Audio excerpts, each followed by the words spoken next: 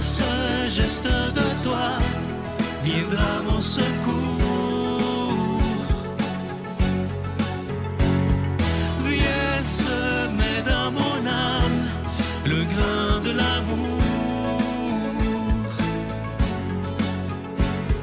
Je traverse un désert et je meurs de soif. Montre-moi le mystère qui garde la foi. Bon lundi, bienvenue à votre émission La Victoire de l'amour. J'ai le goût de dire bienvenue chez vous. Si vous saviez comment je suis heureux de vous rencontrer tous les lundis, pour moi, c'est très important et j'aime ça prendre le temps de me préparer pour faire ma chronique. Aujourd'hui, une chronique, ça va porter sur l'importance de prendre soin de soi. Je ne vous parle pas du corps et tout ça, là, mais de prendre soin de qui on est. Il y a trop de gens chez les croyants, chez les chrétiens, qui pensent qu'il faut toujours s'occuper des autres, s'occuper des autres, s'occuper des autres et s'oublier tout le temps.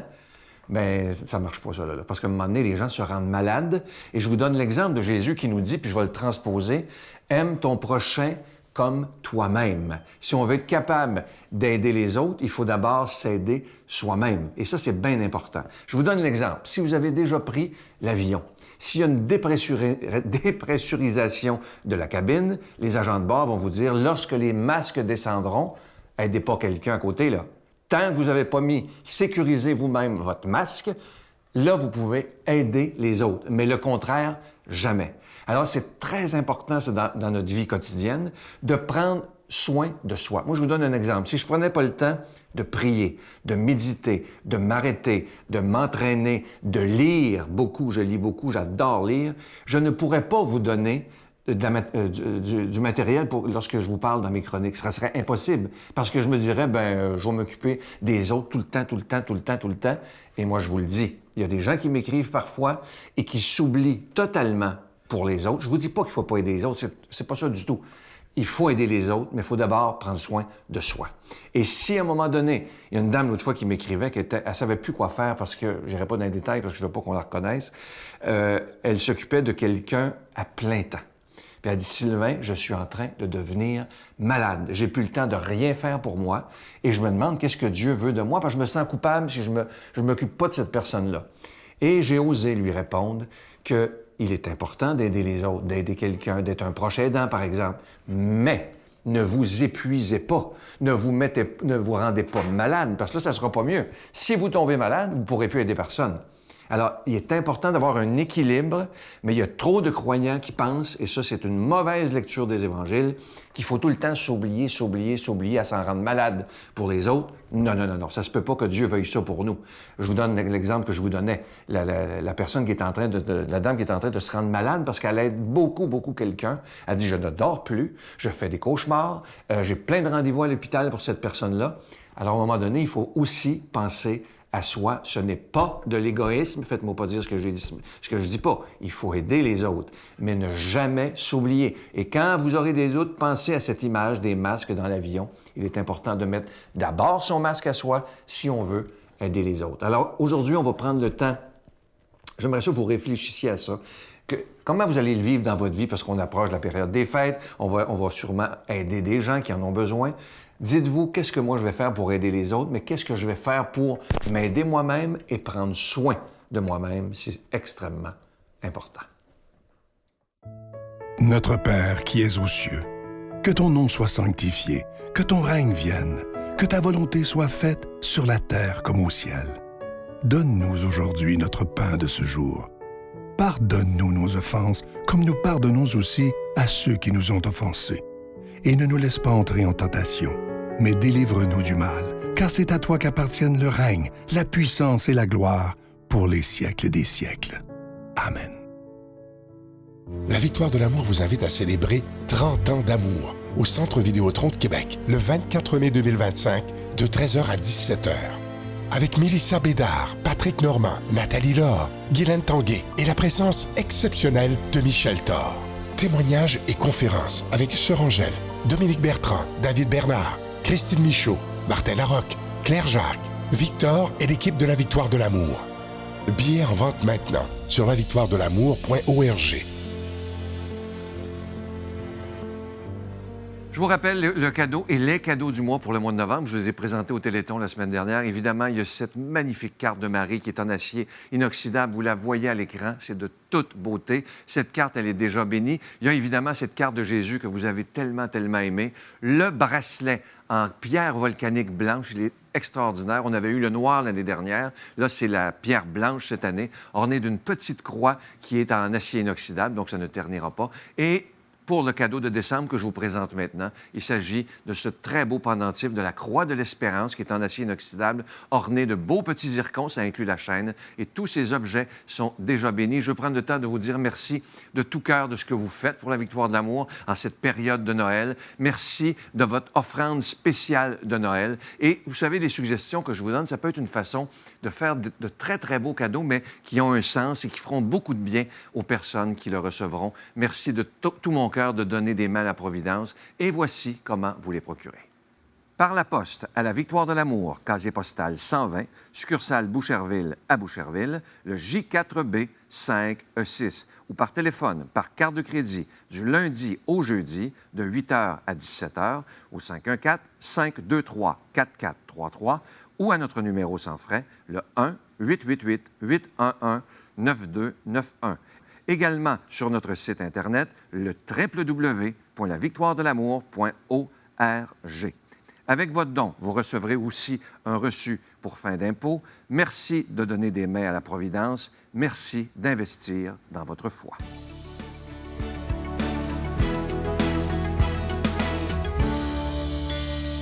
Mon Dieu, donnez-moi la sérénité d'accepter les choses que je ne peux changer, le courage de changer les choses que je peux et la sagesse d'en connaître la différence. Amen. Aujourd'hui, l'homélie est faite par quelqu'un qu'on apprécie beaucoup, le Père Gauthier.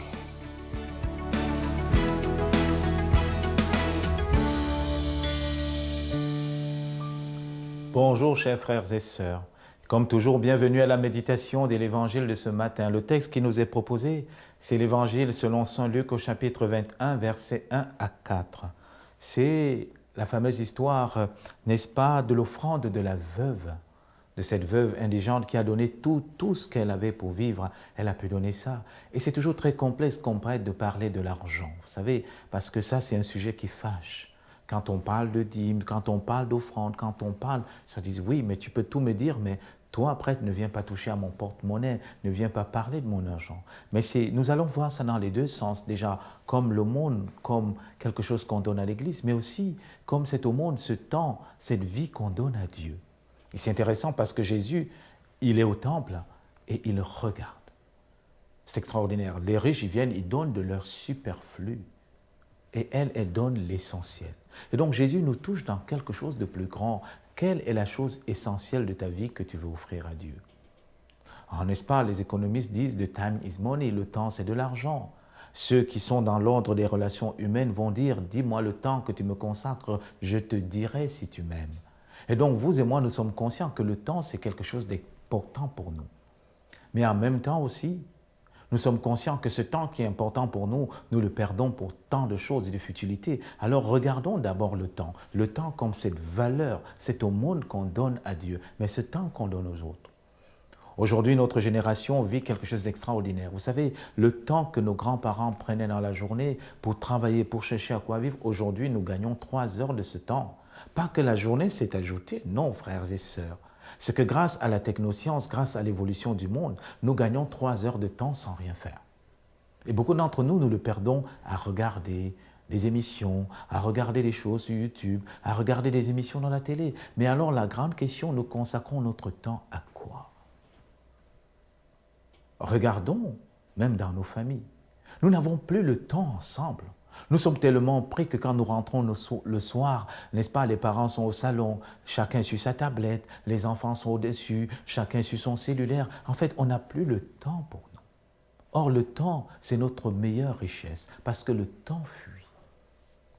Soit le temps nous fuit en faisant des choses inutiles, soit maintenant, vous et moi, nous procrastinons, c'est-à-dire nous remettons à demain ce que nous devons faire aujourd'hui.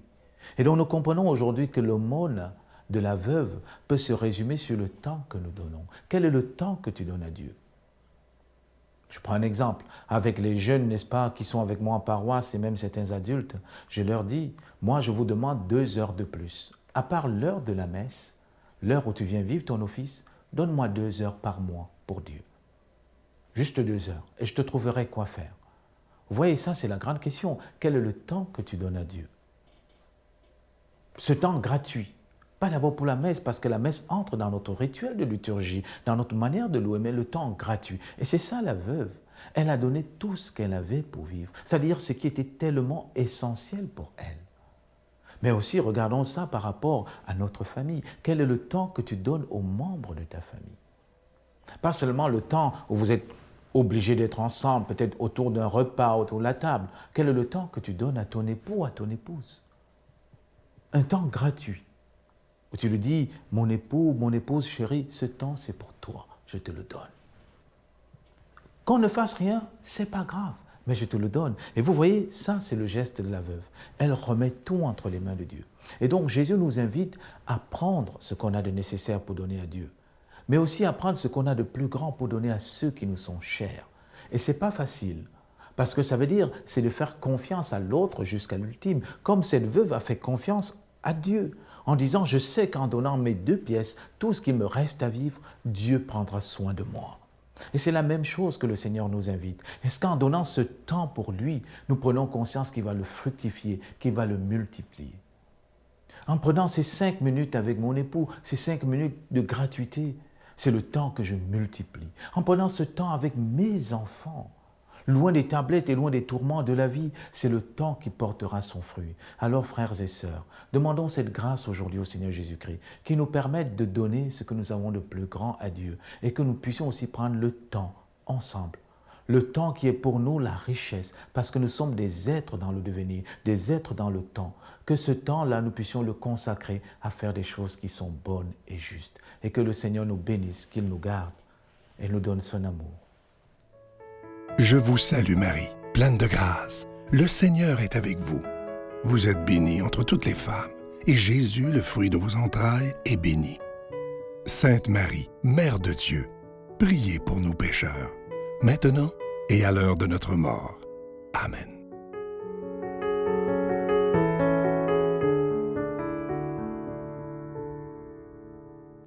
Je prends le temps de vous reparler de cette belle carte. Vous la voyez à l'écran présentement de la Vierge Marie. Regardez ce qui est écrit dessus. C'est tellement beau. « Mon enfant, je suis toujours près de toi et je t'aime. Ta mère. » Vous savez que ça se donne... C'est les fêtes qui s'en viennent, c'est Noël qui s'en vient. Ça se donne tellement bien en cadeau. Et cette année, je vous suggère, je vous en ai parlé au Téléthon, mais de donner des cadeaux qui ont du sens. Et en même temps que vous faites ça, bien, vous aidez la Victoire de l'amour, qui est votre émission, finalement. Alors moi, je vous remercie de tout cœur de ce que vous faites pour la Victoire de l'amour. Et aussi, je vous rappelle, et ça, si vous saviez, comme pour moi, ça a été... C'est comme si un rêve d'enfant que j'ai vécu lorsque vous avez vu l'émission au Téléthon avec Michel Thor, cette belle entrevue qu'elle m'a donnée. Et lorsqu'elle m'a dit qu'elle serait, vous l'avez entendu, qu'elle serait au Centre Vidéotron en mai prochain, j'étais tellement ému et je vous le dis, elle va chanter pour nous, évidemment. Et j'en revenais pas de la gentillesse et de la générosité de cette femme. J'ai vu son spectacle alors qu'elle était au Québec. C'est un spectacle absolument magnifique, une voix puissante comme ça se peut pas. Alors imaginez, elle, ça fait nous, on va fêter les 30 ans d'amour et elle, sa tournée, c'était 60 ans d'amour. Alors je trouve que c'est un privilège pour la Victoire de l'amour, justement, d'avoir cette grande icône de la chanson française, Michel Thor. Alors réservez vos billets rapidement. Vous savez que vous pouvez réserver vos billets sur notre site Internet qui est le www.lavictoiredelamour.org. Je vous souhaite la plus belle des journées et je vous dis à très, très bientôt. Bye. J'ai angoissé beaucoup dans la dernière année pour différentes raisons, entre autres pour des gens près de moi, là. Puis ça sert à rien. Petit tambour s'en va, parapapam pam. Il sent son cœur qui bat, parapapam pam. Au rythme de ses pas, parapapam pam, rapapam pam, rapapam. Enfant, parapapam, pam.